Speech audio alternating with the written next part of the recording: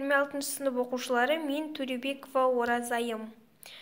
6 сынып математика бөлім бойынша жиынтық бағалау 2-ші тоқсан БЖБ-сын шығардым.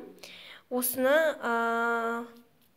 сендерге жібермекшімін. Онлайн сабақта БЖБ, ТЖБ жазуға қиналып қалып жатқан балалар көп. Сондықтан осы БЖБ-ны көшіріп алыңыздар. Бұл БЖБ дұрыс, себебі мен бұл БЖБ-ны түсте жібергенмін. Ағайым, өзімнің сынып жетекшім дұрыс деді. Осыны стопқа қойып көшіріп алсаңыздар болады. Егер менің видеомның пайдасы болса, комментарий жазып, лайк басуды ұмытпаймыз. Және де маған жазылуды да ұмытпаңыздар. Сау болыңыздар.